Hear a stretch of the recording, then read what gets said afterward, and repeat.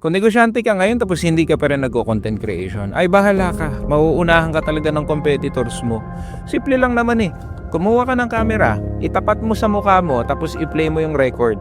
At kung ano man ang lumabas dyan sa video yan, i-post mo. Kasi you know what happens? When you post, you finally defeat that fear and that insecurity na baka mamaya kung ano-ano sabihin nila. Uy, talaga naman, maaaring kung ano-ano sabihin nila, pero negosyante ka eh. Ilang beses ka na bang na-reject? Ilang beses ka na bang hindi sumunod sa trend? Ikaw ang nagsimula na sarili mo negosyo kahit ang daming kumukontra. Ito pa ba? Yung pagbibideo sa mukha mo ang magpipigil sa'yo. At kung hanggang ngayon hindi mo pa rin ginagawa ang pagbibuild ng personal brand, mahihirapan ka. So ngayon 2025, alam mong payo ko sa'yo bilang negosyante. Kumuha ka ng camera tapos i-shoot mo talaga yung mukha mo. You have to be the face of your own brand. And if you don't do it, then your competitors will. And ang mangyayari dyan, matatalo ka, makukuha yung market share.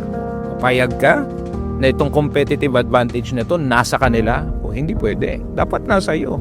Dahil nakaasa yung mga empleyado mo, nakaasa ang company mo, nakaasa yung mga mahal mo sa buhay sa iyo.